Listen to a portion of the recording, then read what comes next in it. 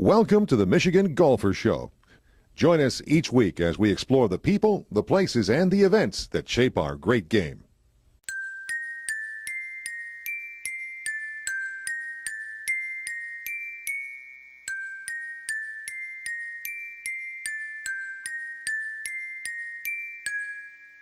I'm with Tony Gholz today, and Tony is the author of this very fine book, Colt and Allison in North America Golf Course Architects. And it took him only, 7 years to do this? Almost 7 years. I'm a slow learner. And we're going to start out with Harry Colt, who did the Country Club in Detroit, the wonderful course in Grosse Pointe Farms, where Arnold Palmer got his big start in golf. I won the United States Amateur, but Colt's work was renowned long before Arnie got to it. A year or two, yeah. Even before Colt and Allison was a firm, the first golf course architectural firm in the world, as a matter of fact. Before they were a firm, Harry Colt came over in 1911. He came over in March of 1911, and he came into the port at New York. This is back in the days when they was all on the boat, right. So it was 10 days on the ocean, and he comes into New York City, and then he comes directly from New York City to Detroit, and he brought with him his superintendent that had built a couple of his courses in England. Came with him, and he had. And he came to Detroit and played golf with John Sweeney, who was at the Country Club of Detroit, head of the Country Club at the time, and Archie Simpson, who was the head pro at the club. And the Country Club at that time was down in downtown Grosse Pointe, about where, if you think where Grosse Pointe south is, that's where the golf course was at the time, and the clubhouse was on the water. And Colt stayed in Detroit for 10 days, laid out the first golf course on their new property called the Wigger Farm up in Grosse Pointe Farms, as you mentioned, which basically ran from Kirchville all the way west to Mack Avenue, for those of you who know the area. And so that course was up and running by 1912. He came back in 1913, made some changes in 1913, lengthened it in 1914. For the first U.S. Amateur to be at the Country Club in 1915. Then we fast forward. Colt goes back in 1914 to England, and there's a World War going on, and everything comes to a halt in England. After the war, Colt decides to get the firm going again. Gets Allison together with Alistair McKenzie, forms a firm. And at that point, Allison comes over to Detroit in the fall of 1920 to form the United States headquarters office in downtown Detroit in the Penobscot building. And at that point, the first thing he does is he gets out to the Country Club of Detroit, and John Sweeney has a list a mile long to work on it at that point. Well, early on, Colt got his start by a contest over in England between Hutchinson and I forget the other fellow, designed 2 holes. This big contest, just designed 2 holes. He won. He got the job. He started out with a design of 2 holes. Can you imagine at the end of his career how many more? Yeah, Colt was he knew everybody coming out of the Cambridge, Oxford background and so on. He knew everybody. And then Allison, same thing. They were well connected with the people of wealth and the golf community. When Allison came over in 1920, working for the same John Sweeney that retained Colt to do the course back in 1911, John had a list of a mile long of things to do.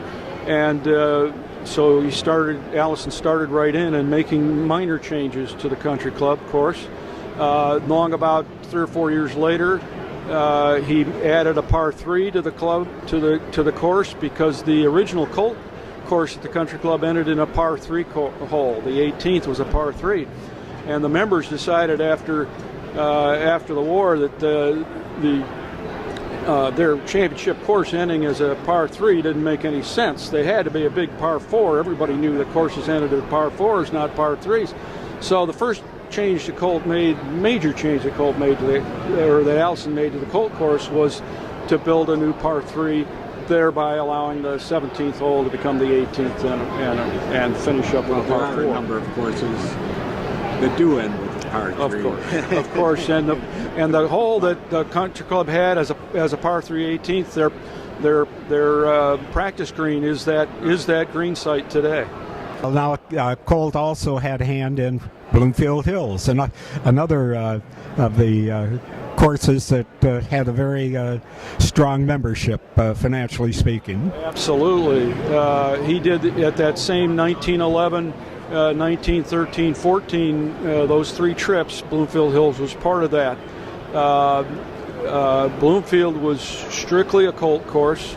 Allison, when he came back in the 20s, was not involved in anything out at Bloomfield Hills. It is still essentially a Colt golf course. Back at the Country Club of Detroit, after Allison made his par 3 in the 1924-25 period, unfortunately the Wayne County got involved in golf course design by deciding where the roads were going to go, and they decided to put a road right through the Country Club of Detroit. And at one time it was going to be Charlevoix Road, and if you look at a map, that would have put it right through the middle of their golf course. Finally, the decision was made that Chalfont would be the one to go through. But when Chalfont went through, they knew they were going to lose 7 or 8 of their Colt holes right from the get-go and not have enough room to build a golf course. Oakmont, which is such a famous golf course, they got split by the Pennsylvania Turnpike, and they've got. They grew up with the railroad going through, and it ended up being a railroad and a turnpike. In this case, the club decided not to do that. They had the wherewithal that they could buy more property, and they brought the property from essentially today's clubhouse down to Morass Road. And so Allison did a brand new golf course on revised property down to Morass Road that is more of a north, south, east, west golf course than Colt's original out and back 18 holes. What kind of a feel did they have for the game? I was reading The Spirit of St. Andrews by Alistair Mackenzie, and he talked about making sure that people wanted the thrill. They wanted some holes where there was a thrill, and they wanted if there was water on the course, some or on the land. Why some of the people who were hiring us, we don't like water, to get rid of that water. And you go to other places and they didn't have water and they'd want water. Well, give us some water. But he talked about the feel that the courses designers had for the game. Well, both Colt and Allison were players. First of all, they were good players. Colt went as far as the quarterfinals of the British Amateur tournament, so he played at that level and qualified for match play at the British Amateur certainly a dozen times. Allison did several times as well, so they were good players to start with. But right from the beginning of their work and Colt's work, it was all about the club golfer. There was no question. It was not like today where they immediately thought of, we're going to build this golf course for a major championship. That was not the idea. They knew they were working for the club golfer, and they had to work for all ranges of club golfers. They didn't have the 4 or 5 tees that we have today, but they had 2 tees typically, a long and a short tee. And Colt and Allison later on were very much in favor of no water or very little water, and if there was water, it would be to the side. I love that. I'm the world's #1 aquaphobe. I think we all are. I think we're. You can't be a golfer and not be like that. So they right from the get-go they were allowing a golfer to be able to play the golf course There's the old saying, you should be able to play a golf course with a putter only. That was formed by the kind of the St. Andrews mentality, where they had to go over water twice. And Allison, in fact, did several articles in United States golfing magazines at the time, talking about the water as a hazard and how he was not happy with that as a hazard. But if there were low areas or wet areas or natural things, you took advantage of it. But they were typically to the side. You didn't have to play over.